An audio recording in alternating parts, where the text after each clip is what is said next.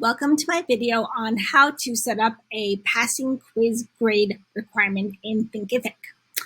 This is a feature to know about if you haven't already explored the previous video on how to set up prerequisite lessons, because these really work well kind of hand in hand.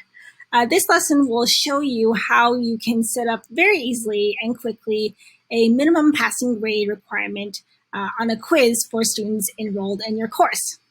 The advantage of this feature is that if you're really someone who believes that students need to achieve a minimum passing grade on a quiz to demonstrate that they master the initial concepts and lessons presented, then this will be for you.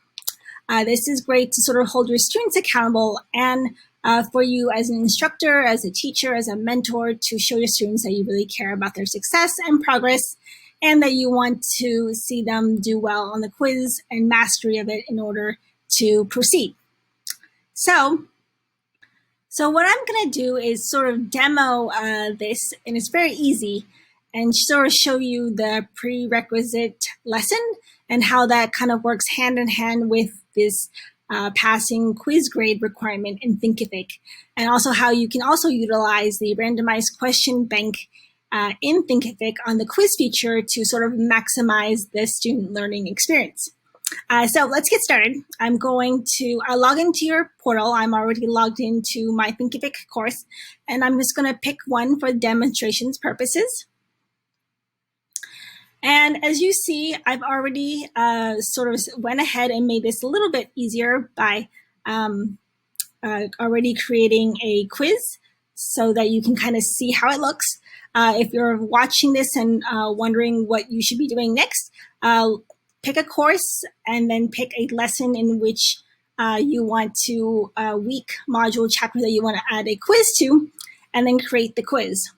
So I've created the quiz and I've created these question answers here. In order to save time, you may want to consider importing questions. What this feature does is you can download the template and fill it out. And this works really well for like multiple choice type questions. It's not meant for fill in the blank or any kind of write-in answers. The idea with a template is that if you have a multiple choice quiz question, you can write out the questions and answers in the spreadsheet and then upload it so that it's all in here and that you don't have to type it in manually. This will help save you time and allow you to sort of focus the saved time on other efforts that you have for your course.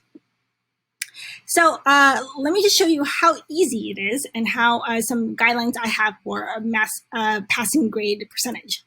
So I see here that under lesson settings, there's a couple of different options, and I'm just going to make sure to check this box that says that this requires a passing grade.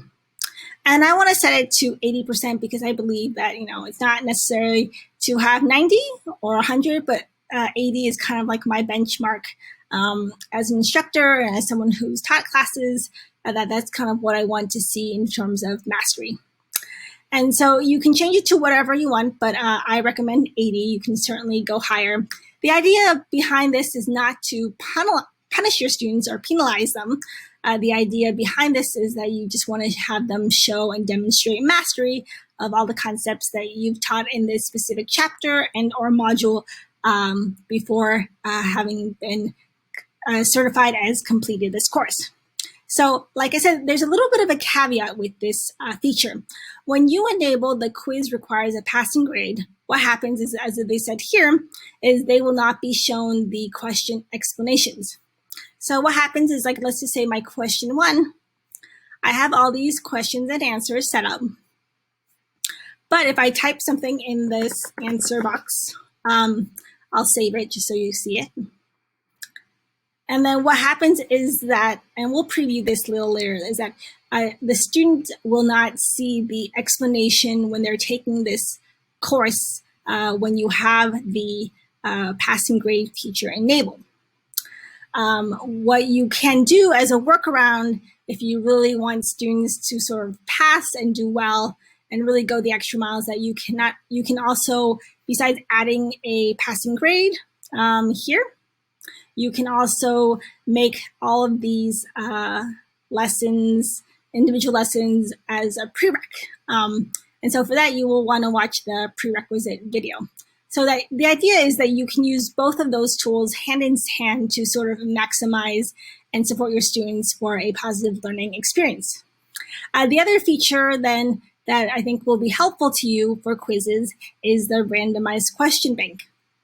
As you see here, I've already created 5 questions, but let's just say I don't want to use all of them in the first module. And so the idea is that out of the 5 questions, I only want the system to give 3 out of 5 because I don't want students to sort of already predict from someone else who may have the same course and taking it at the same time to sort of kind of borrow from each other and see what the answers are. By kind of randomizing it, it's in some way like preventing cheating, especially if you're kind of running this live. And so that's kind of like a fun way that you can make the quiz more challenging, but also use that as a way to encourage students to learn and to take it seriously, but also for you as an instructor to see the progress of your students and to help them keep going. So remember, you can use the passing grade requirement along with a prerequisite to sort of maximize and fully support students on the learning experience. And then you can also make it even more fun and more quote unquote challenging by using the randomized question bank so that not everyone is getting the same question at the same order.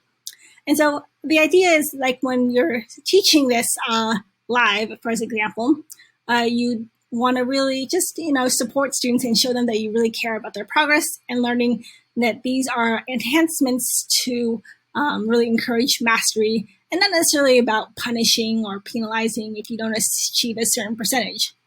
And then the last thing I want to mention about the passing grade requirement is that if a student does not achieve this passing grade percentage on the quiz, they'll still be allowed to continue on to the rest of the lessons and modules. The only difference is at the end, they will not see that they've been 100% completed because they did not achieve this passing grade. And then now that I've gone through this, now I want to show you what it looks like from the student's lens. So I'm going to preview the course as an enrolled student. And so it's kind of loading. And so I'm going to show you how to make your way around this online. And then go to week 1 and look for my, the quiz is on draft. Hold on one second.